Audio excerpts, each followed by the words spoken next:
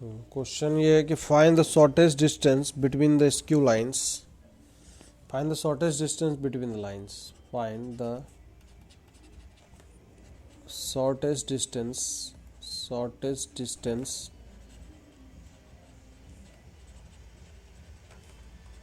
Between the lines का equation ये दिया हुआ है. Vector r is equal to, this is 4 I cap minus of j cap and plus of, this is lambda times of I cap plus of 2j cap minus of 3k cap. ठीक है. and this is vector r equal to given as I cap minus of j cap plus of 2k cap and plus of mu times of 2I cap plus of 4j cap minus of 5k cap. ये है. ठीक है. तो सब लोग निकालिए. Formula याद है ना? फॉर्मूले को डायरेक्ट अप्लाई करना है. इसमें कैलकुलेशन करने आना ही चाहिए सभी को. कैलकुलेशन करने में अगर समस्या रह जाएगी तो फिर समस्या कभी दूर नहीं हो पाएगी, बहुत दिक्कत वाली बात हो जाएगी. तो यहाँ पे हम बोल रहे किसी को भी ए किसी को भी बी मान लीजिए, जिसको मन कर रहा है उसको. इसको हम वेक्टर बी बोल देते हैं, इसको ए बोल देते हैं, है कि नहीं. तो बी माइनस ए वेक्टर करेंगे तो क्या आएगा? 3i कैप आएगा, है कि नहीं. जे में से जे तो जीरो ही चला जाएगा, तो सर यहाँ पे 0j कैप लिख लिया करिए. फिर माइनस ऑफ 2k कैप हो जाएगा. सही बात है कि नहीं. फिर यहाँ पे वेक्टर p क्रॉस क्यू अगर करेंगे तो वेक्टर p क्रॉस क्यू, इसको p वेक्टर मान लेते हैं. Sir this is vector p vector and this is vector q vector. तो p क्रॉस q अगर निकालेंगे तो what will be the value of the p cross q? This is I cap, J cap and this is K cap. Okay. This is 2, 4 and minus of 5 and this is what? 1, 2 and minus of 3. सही है. तो ये हो जाएगा I cap minus of 12 और plus of 10 हो जाएगा. ठीक है. minus of J cap और ये से कैंसिल, ये से cancel. This is minus of 6 plus of 5 आ जाएगा, है कि नहीं. This is plus of K cap हो जाएगा और ये कैंसिल, ये कैंसिल. 4 minus of 4, 4 माइनस 4, ये आ गया कितना बताइए calculation. Minus of 2i cap और ये प्लस ऑफ j कैप और प्लस ऑफ 0k कैप आ गया. सही बात है कि नहीं. अब तो ये कैलकुलेशन बहुत ही सिंपल हो गया ना जी. b minus of a dot with p cross q निकालेंगे अपॉन में ये क्या है, p क्रॉस q का मॉड वैल्यू. तो यही हो जाएगा शॉर्टेस्ट डिस्टेंस SD. तो शॉर्टेज डिस्टेंस बी माइनस ए का डॉट माइनस ऑफ 5 और फिर माइनस ऑफ कितना, एक सेकंड गलत हो गया. माइनस ऑफ 6 हो जाएगा और 0 और प्लस ऑफ 0 और फिर अपॉन में नीचे दिस इज √5 हो जाएगा. तो the shortage distance is nothing but 6/√5. This is the answer, है कि नहीं. तो इसमें कोई समस्या और कोई परेशानी है किसी को? नहीं है, होनी चाहिए. बताइए कोई दिक्कत है क्या? अच्छा एक चीज़ हमें बताइए, जैसे मान लीजिए कोई प्लेन है, प्लेन का इक्वेशन पे थोड़ा सा हम चर्चा करेंगे, हल्का सा चर्चा करने वाले हैं. प्लेन इक्वेशन, कोई प्लेन का इक्वेशन कैसे लिखेंगे? अगर कोई कोप्लेनर लाइंस है, लेट सपोज दैट, तो सिंपल है प्लेन का इक्वेशन लिखना, बहुत ही सिंपल है. जैसे मान लीजिए प्लेन है, तो अगर प्लेन का नॉर्मल वेक्टर दिया हो n vector, this is given at, कोई भी वेक्टर जो प्लेन के परपेंडिकुलर वेक्टर है, और इस प्लेन पे एक point given, let suppose that this is point with position vector है. तो किसी भी कर्व का इक्वेशन लिखने का क्या मतलब होता है? इक्वेशन लिखने का ये मतलब होता है कि उस कर्व पे कोई भी एक जनरल पॉइंट P है जिसका मान लेते हैं पोजीशन वेक्टर R है, तो वो सारे कंडीशन को सेटिस्फाई करे. तो अगर इसको इससे ज्वाइन करेंगे तो क्या ये जो वेक्टर आएगा PA वेक्टर हमेशा इस प्लेन में ही होगा? बताइए सभी लोग. तो वो PA वेक्टर का डॉट जब लेंगे n वेक्टर के साथ तो 0 आएगा कि नहीं आएगा? तो यहाँ से PA vector will be is perpendicular to n vector. तो इसका सीधा सीधा मतलब है PA vector dot with n vector is equal to 0 vector आएगा. तो PA वेक्टर क्या है बताइए? R vector minus of A vector dot with n vector equal to 0 vector. तो यहाँ से आ गया this is vector R dot of n minus of vector A dot of n, this is equal to 0 vector आ गया. सही बात है कि नहीं. अगर हम बोल देते हैं इफ वेक्टर आर क्या होगा, अगर जनरल फॉर्म में लिखना हो कार्टेशियन में, तो x i cap plus of y j cap plus of z k cap, and हम बोल देते हैं if normal vector equal to दिया हुआ है a i cap plus of a one i cap, चाहे कुछ भी, any kind of thing, a i cap plus of b j cap plus of c k cap. सही है, इस तरीके से कर दिया है। तो यहाँ से आर डॉट एन करेंगे तो क्या आएगा निकल के, बताइए सभी लोग, a x plus of b y plus of c z, और ए डॉट एन कोई कांस्टेंट क्वांटिटी के होगा, तो इज इक्वल टू के, चाहे डी बोल दीजिए, जो डी बोल देते ज़्यादा सही लगेगा। दिस इज डी, तो ये डी आ जाएगा। तो this is the general equation of the plane. तो अब इसमें क्या है, सभी लोग ध्यान दीजिए कि यहाँ पे जो x के साथ a चिपका हुआ है और y के साथ b चिपका हुआ है और z के साथ c चिपका हुआ है, ABC है क्या ये? सभी लोग ध्यान दीजिए, क्या है ये ABC? अरे ABC वही है ना, ये जो नॉर्मल वेक्टर का ये x कंपोनेंट, y कंपोनेंट और ये z कंपोनेंट, यही ABC है कि नहीं है? तो मतलब किसी भी प्लेन के इक्वेशन को लिखने के लिए हमें उस प्लेन के परपेंडिकुलर वेक्टर चाहिए, और उस डी का वैल्यू निकालने के लिए कोई एक एडिशनल इन्फॉर्मेशन क्वेश्चन में चाहिए, बस कहानी ख़त्म हो जाएगा। दो चीज़ें चाहिए कभी भी प्लेन का इक्वेशन फाइंड आउट करना हो, तो a vector, any vector which is perpendicular to the plane and any point that is lying on the plane, या कोई भी एक additional information for finding the value of the d. समझ में आ रहा है ना? जैसे एज फॉर एग्जाम्पल जैसे ये पूछ ले कि find the equation of this plane, find the equation of plane perpendicular, equation of plane parallel to the vectors,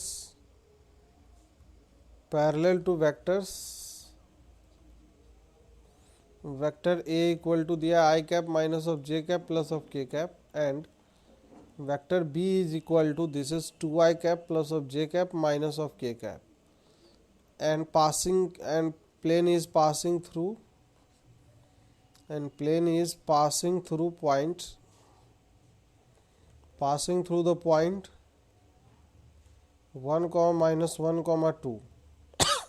ठीक है, अब यहाँ पे समझिए इस बात को, क्या है, तो यहाँ पे अब क्या बोला जा रहा है कि ये प्लेन है, प्लेन दोनों वेक्टर के पैरेलल है, ये वेक्टर A है मान लीजिए और ये वेक्टर B है। तो भैया दोनों का जब हम क्रॉस लेंगे तो क्रॉस प्रोडक्ट से हमें प्लेन का इक्वेशन निकालने के लिए क्या चाहिए? सर इस प्लेन के परपेंडिकुलर वेक्टर चाहिए। तो दोनों का जब हम क्रॉस लेंगे तो ऑब्वियस सी बात है कि वो नॉर्मल वेक्टर जो होगा, वो नॉर्मल वेक्टर क्या हो जाएगा, A क्रॉस B से निकलेगा, N vector equal to this is A cross B vector आएगा कि नहीं आएगा? तो यहीं से A क्रॉस B वेक्टर निकालेंगे, खट से एक vector perpendicular to this plane आ जाएगा, तो that is called the normal vector. This is i cap, j cap and this is k cap. तो ये 1 -1 and 1, B vector is 2 1 and minus of 1। सही है, तो ये हो जाएगा i cap 1 minus of 1 minus of j cap, this is ये cancel हो जाएगा, minus of 1 minus of 2, and this is k cap and this is 1 plus of 2। Okay, now इसका जो कैलकुलेशन है, कैलकुलेशन क्या आएगा, this is 0 I cap and this is what, plus of 3 J cap and plus of 3 के cap. ठीक है, ये अगर नॉर्मल वेक्टर है तो इक्वेशन ऑफ प्लेन तुरंत लिख सकते हैं। इक्वेशन क्या हो जाएगा तुरंत भाई, 0x हो जाएगा, फिर j के साथ 3 है तो सर 3y हो जाएगा, k के साथ अगर यहाँ पे 3 है तो 3z हो जाएगा, this is equal to something d के इक्वल आ जाएगा। अब d का वैल्यू निकालने के लिए इन्फॉर्मेशन दिया है कि ये जो प्लेन है वो प्लेन पास हो रहा है 1, -1, 2 से, तो ये पॉइंट को सेटिस्फाई करवा देंगे। तो 0 इसका तो कोई मतलब है नहीं, खैर तो रखिए, अब यहाँ पे पॉइंट को रख सकते हैं ना जी, 3 into y minus of 3, z का value this is 6 equal to d. तो डी का वैल्यू कितना आ गया 3, यहाँ पर रख दीजिए। तो सर ये 3y plus of 3z, this is equal to कितना आ गया 3 काट दीजिए, y plus Z equal to 1। ध्यान दीजिएगा जब 3D होता है, जब 3D में हम बात कर रहे हैं तो any linear equation in x, y and z will represent the equation of plane, not equation of line. समझ में आ रहा है? Any linear equation will represent the equation of, any linear relation in x, y and z will represent equation of plane. यहाँ पे note डाल के मैं लिख देता हूँ भाई, any linear relation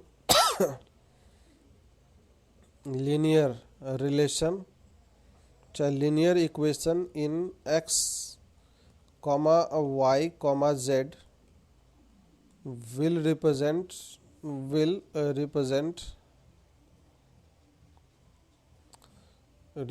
equation of plane. ठीक है, इक्वेशन ऑफ प्लेन ही होगा, चाहे वो z इक्वल टू 0 क्यों ना लिखा हो। समझ में आ रहा है? चाहे वो sir x plus Y equal to 1 ही क्यों ना लिखा हो।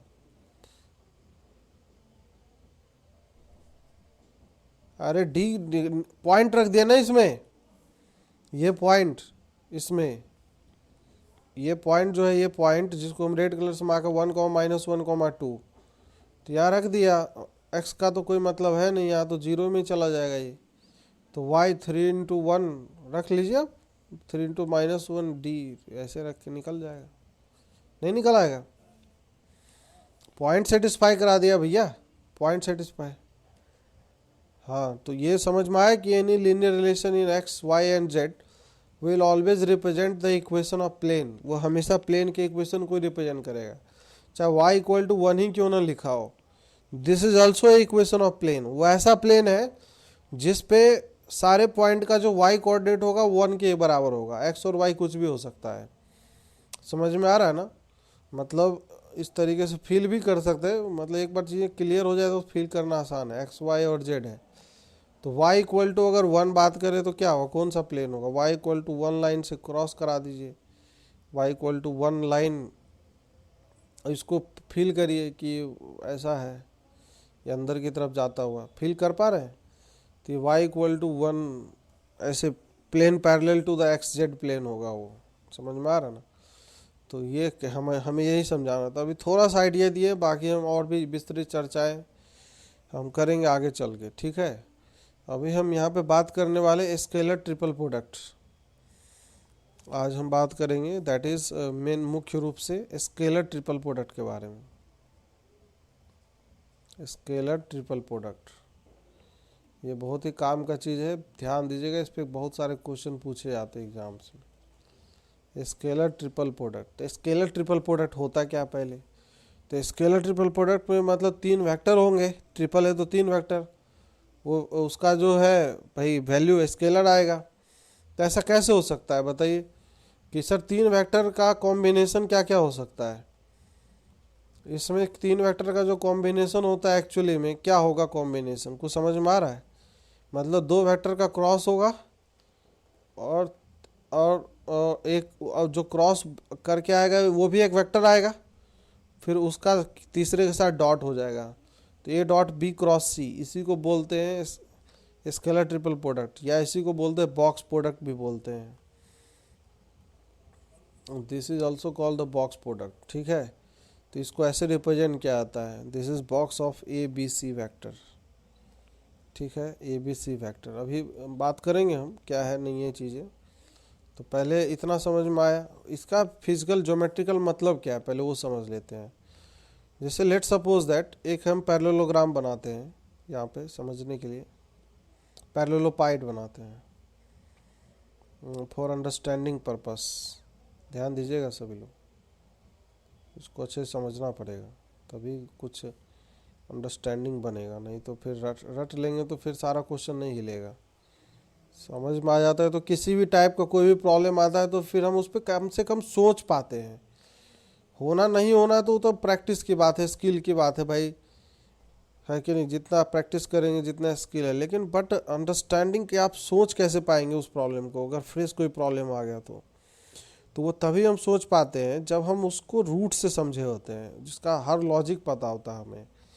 ठीक है, इसलिए मैं बार बार इन चीज़ों पर फोकस करता हूँ कि लॉजिक रूट से क्लियर करिए। एक बार अगर अच्छे से चला गया दिमाग में तो फिर क्या है, फिर तो क्वेश्चन बनते रहेंगे, आते रहेंगे, जाते रहेंगे। हाँ, अब इसमें समझिए, जैसे मान लीजिए हम यही बनाते हैं, ठीक है। अब इसमें अगर बात कर लेते हैं, दो वेक्टर बनाते हैं। एक वेक्टर मान लेते हैं ये वेक्टर बी है, भाई किसी को भी पकड़ सकते हैं, इसमें कोई ऐसा इशू नहीं है। इसको छोड़ के चाहे हम, चलिए इसी इसी को पकड़ लेते हैं, कोई फ़र्क नहीं पड़ने वाला। चाहे बेहतर होगा ना, इसको इससे अच्छा है इसको पकड़ते हैं, ये वाला। अगर ये वाला वेक्टर है, एक वेक्टर ये है और एक वेक्टर ये है, ध्यान दीजिएगा सभी लोग। अच्छा, अब यहाँ पे ये वेक्टर बी है और ये वेक्टर सी है, ठीक है। अब इसमें अगर यहाँ पे इस दोनों का क्रॉस करेंगे तो जो वेक्टर निकल के आएगा बी क्रॉस सी से, वो बी और सी दोनों के परपेंडिकुलर प्लेन में आएगा। समझ में आ रहा ना? इसके परपेंडिकुलर प्लेन में एक वेक्टर आएगा निकल के, इस तरीके का। नहीं आ रहा क्या समझ में? ये एक्चुअली हम फील कैसे करवाए अब यहाँ पे, बस हम लिख सकते हैं, बोल सकते हैं, दिखा नहीं सकते यहाँ पे। ये इधर आएगा, समझ में आ रहा ना? इसके परपेंडिकुलर प्लेन में आएगा। अब इसके परपेंडिकुलर प्लेन में तो ये आ गया चीज़ें, ठीक है। बी क्रॉस सी से ये वेक्टर आ गया।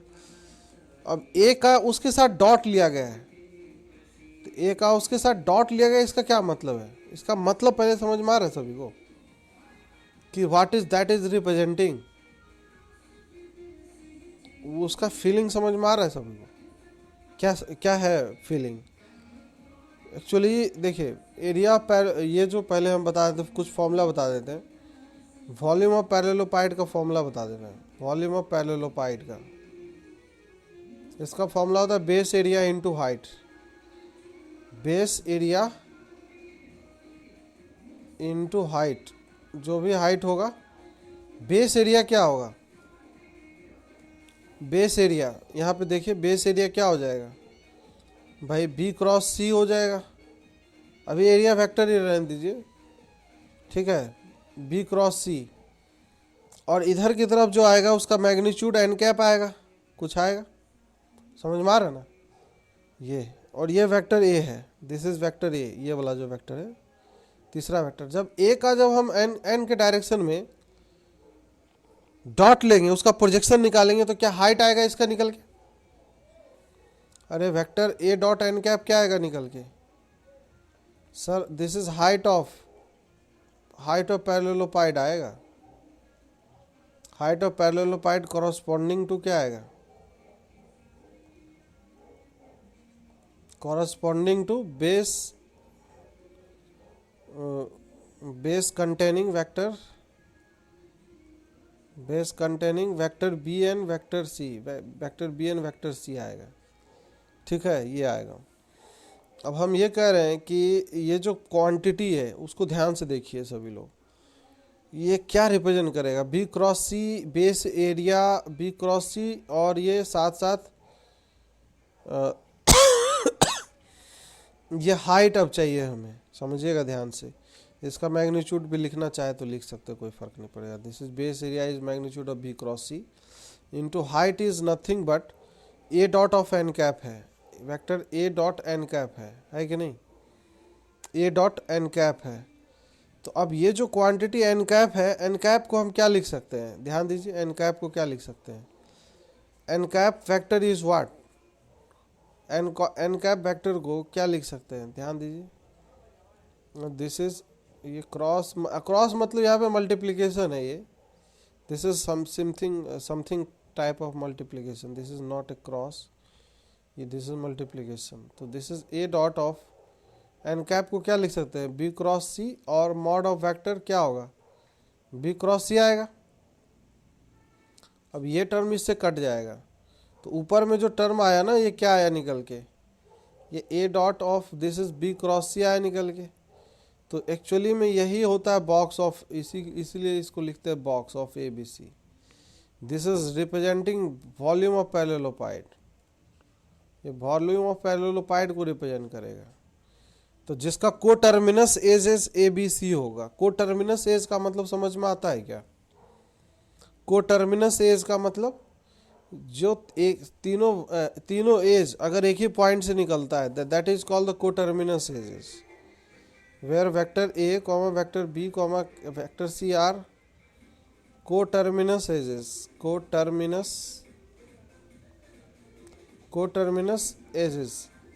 टर्मिनस एजेस, ठीक है। मतलब एक ही पॉइंट से अगर तीन वर्टेक्स निकलते हैं, जैसे तीनों निकले ना एक ही पॉइंट से, ए वेक्टर बी और वेक्टर सी, इसको को टर्मिनस एजेस बोलते हैं। समझ में आ रहा ना? तो सिंपली तीनों का बॉक्स निकाल देंगे, that will give the answer. अच्छा, इसको अगर हम ऐसे करके लिखते हैं, ध्यान दीजिएगा, vector A dot B cross C equal to में क्या, this is mod of vector A mod of vector B mod of vector C, this is cos theta into sine phi, cos theta into sine phi. ध्यान दीजिए, समझ में आ रहा है क्या लिखा अभी हमने? ये एक्चुअली में what is theta and what is phi. Theta is the angle between vector B and C, and phi is what? Phi is angle between B cross C and vector A।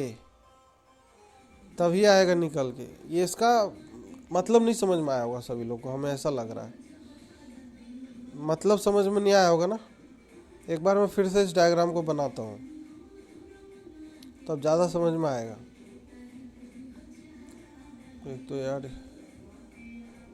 एक तो volume यहाँ पे तेज कर दिया, बहुत तेज बगल में।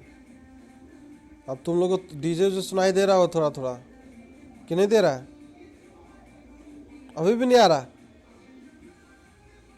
थोड़ा थोड़ा आ रहा होगा, क्योंकि वो माइक एक्सटर्नल लगा है ना, तो वो बहुत नज़दीक से बोलेंगे उसी को कैच करेगा, उसको दूर वाले वॉइस को कैच ही नहीं करेगा वो। हाँ चलिए, थोड़ा थोड़ा तो आएगा ही। अब यहाँ से अगर बात करें तो देखिए मैं क्या कहना चाह रहा था, उसको समझिए, फील करिए। वेक्टर बी है, ये वेक्टर सी है नीचे, इस दोनों के बीच में जो एंगल है ना, ये दिस एंगल इज थीटा, और इसके क्रॉस से एक वेक्टर आएगा बी क्रॉस सी से, तो बी क्रॉस सी से ये वेक्टर आएगा ना, कुछ आएगा इस तरीके का, B cross C, and this is vector A, यही वेक्टर ए था ना, तो इसके बीच में जो एंगल है दिस इज फाई है। तभी इसका जो एक्सप्रेशन था ए डॉट बी क्रॉस सी, देखिए इसको कैसे लिखेंगे हम, ए बी क्रॉस सी को कैसे लिखेंगे अगर लिखना चाहेंगे तो इस वेक्टर को, कि sir mod of vector B mod of vector C, और ये साइन ऑफ थीटा आएगा कि नहीं, साइन थीटा, और फिर यहाँ पे एन कैप आएगा। N cap is the unit vector representing a direction along the vector B and b cross c, यही होगा। अब हम इसको इस पूरे वेक्टर का जब डॉट लेंगे इसके साथ तो क्या आएगा बताइए? तो ये आएगा मॉड ऑफ वेक्टर ए, और इस पूरे वेक्टर का मॉड आएगा ना, तो mod of vector B mod of vector C, this is sine theta, और वेक्टर ए और वेक्टर एन के बीच में जो एंगल होगा उसका कॉस फाई हो जाएगा, साइन थीटा कॉस फाई। अरे उल्टा लिख दिया मैं इधर तो ये चीज़ हो जाए sine theta into this is cos phi. हाँ सही है। अब यहाँ पे इससे फीलिंग हम निकालेंगे। अभी ध्यान दीजिएगा, हम बोल रहे हैं कि सिर्फ थीटा और फाई को अगर वेरी कराया जाए तो ये तो रिप्रेजेंट कर रहा है सर, ये तो रिप्रेजेंट कर रहा है volume of parallelepiped, volume of parallelepiped form by the three coterminous edges. तो हम बोल रहे हैं कि कब वॉल्यूम मैक्सिमम होगा, volume to be maximum, volume to be maximum, volume maximum होने के लिए क्या होना चाहिए बताइए कॉमन सेंस से? सर इसका मतलब है साइन थीटा का वैल्यू 1 होना चाहिए एंड कॉस फाई का वैल्यू भी 1 होना चाहिए, क्योंकि दोनों अलग अलग वेरिएबल है। Sine theta and cos phi both are independent variables, not dependent variables here. तो साइन थीटा इक्वल टू 1 का क्या मतलब है सर? थीटा 90 होना चाहिए, सही है ना? थीटा इक्वल टू 90 होना चाहिए। अब यहाँ से अगर बात करेंगे, और कॉस फाई इक्वल टू 1 का क्या मतलब है?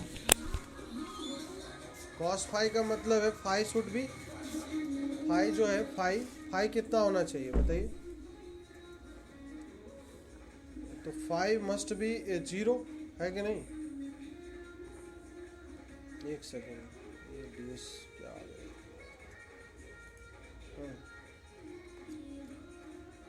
फाई मस्ट बी 0 होना चाहिए, 0 डिग्री, सही है। अब यहाँ पे theta equal to 90 and phi is 0 degree, तो यहाँ पे अब कुछ फील आ रहा है एक्चुअली में? ये फिगर क्या बन जाएगा?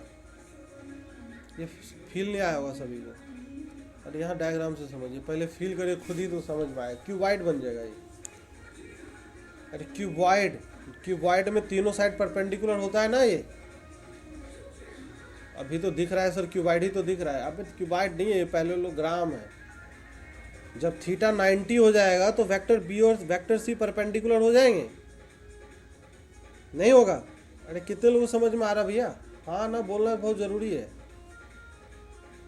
हम ये वेक्टर बी और ये वेक्टर सी परपेंडिकुलर हो जाएगा, और इनका जो परपेंडिकुलर वेक्टर होगा ये ऐसे हवा में आएगा, और वो भी एंगल 0 है। फाई जब 0 हो जाएगा तो वो ए से कॉन्साइड कर जाएगा ना, बी क्रॉस सी, तो कॉन्साइड कर जाएगा, इसका मतलब that will convert to cuboid, तभी इसका वॉल्यूम मैक्सिमम आएगा। समझ में आ रहा ना? अरे ऑब्वियस सी बात है, कोई क्यूबॉइड है उस पर लात मार मार के अगर हम उसको पिचका दिए, टेढ़ा कर दिए, तो उसका वॉल्यूम कम होगा कि ज़्यादा होगा? एक कॉमन सेंस की बात कर रहा हूँ मैं, उसको फील करिए पहले। एक कार्टून है आपके पास, कार्टून है आपके घर में कोई कार्टून रखा होगा जो क्लोज क्यूबॉइड होता है, उसको लात ऊपर से लात मार मार के हम अगर टेढ़ा मेढ़ा कर दे, पिचका दिए, तो उसमें सामान कम हटेगा कि ज़्यादा हटेगा? कम हटेगा ना, तो वॉल्यूम कम हो जाएगा सामान, इसका मतलब वॉल्यूम कम हो जाएगा। वो थीटा और फाई, इसका मतलब चेंज कर दिया आपने। थीटा 90 और फाई 0 नहीं है, तो जब थीटा 90 और फाई 0 नहीं है, इसका मतलब वो वॉल्यूम कम है। फील आया चीज़ों का? फील आना बहुत ज़रूरी है। अब यहाँ पे जो बॉक्स प्रोडक्ट है उसका वैल्यू कैसे निकालेंगे वो समझिए पहले।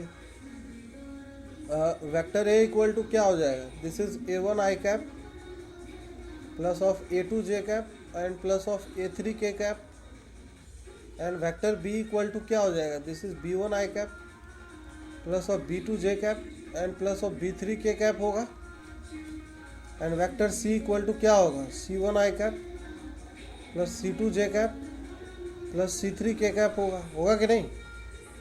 अब यहाँ पे B क्रॉस C करेंगे। ये सोचिएगा सभी लोग, मैं सोचने के लिए थोड़ा छोड़ देता हूँ कि बॉक्स ABC जो होगा ना, एक्चुअली में डिटर्मिनेंट आएगा ये A1 A2 A3, मतलब A पहले लिखे हैं तो A1 A2 A3, फिर B वेक्टर का B1 B2 B3, ये डिटर्मिनेंट आएगा, और ये C1 C2 C3, ये डिटर्मिनेंट वैल्यू आएगा। सोचिएगा। अरे B क्रॉस C करेंगे तो यहाँ पे क्या होता? I J K होता वो पहले वाले रो में, और उसके साथ डॉट लेंगे तो इसमें सबको मल्टीप्लाई कर दीजिए, तो वेक्टर A डॉट I फिर vector A dot J vector A dot K, तो A1 A2 A3 आ जाएगा। आएगा कि नहीं आएगा? यही सब चीज़ें हैं। एक चीज़ और ध्यान रखिएगा कि यहाँ पे ये जो बॉक्स होता है ना, ये वेक्टर A है, ये वेक्टर B है, और ये वेक्टर C है। अगर एंटी क्लॉकवाइज सेंस में चलेंगे तो इससे ए निकल के आएगा, मतलब box of ABC is equal to क्या आएगा? Equal to box of BCA आएगा, and this is equal to box of CAB आएगा कि नहीं आएगा? आएगा। और इसको अपोजिट डायरेक्शन में ले जाएंगे, क्लॉकवाइज सेंस में अगर घूमेंगे, अगर हम क्लॉकवाइज सेंस में, तो box of ACB vector is equal to क्या हो जाएगा? Box of CBA vector is equal to क्या हो जाएगा? बॉक्स ऑफ BAC वेक्टर आ जाएगा। आएगा कि नहीं आएगा? तो ये एक्चुअली में ऐसे याद रख सकते हैं। और ये इस तरीके से भी है कि अगर ABC वेक्टर को लिखना हो, ये बॉक्स जो है this will be minus times of A C B vector, ठीक है ना, निगेटिव हो जाएगा अगर डायरेक्शन अपोजिट कर देंगे तो। वही वाला सेंस है जो आई जे के में होता था। अच्छा एक चीज़ और बताइए, अगर तीनों वेक्टर कोप्लेनर हो गए, एक ही प्लेन में हो गए, ए बी सी, यहाँ पर नोट डाल के अगर हम बात करें छोटी छोटी बातें, if vector A B C are coplanar vectors, तो बॉक्स क्या जीरो होगा? कोप्लेनर वेक्टर अगर होंगे तो इसका क्या मतलब है बताइए? इसका मतलब है box of A B C vector क्या वो जीरो आएगा कि नहीं? अरे वॉल्यूम जीरो हो जाएगा। तीनों एक ही प्लेन में अगर होगा तो कैसे पैरेललोपाइड बनेगा? हाँ बिल्कुल नहीं बनेगा, तो उसका बॉक्स जीरो हो जाएगा।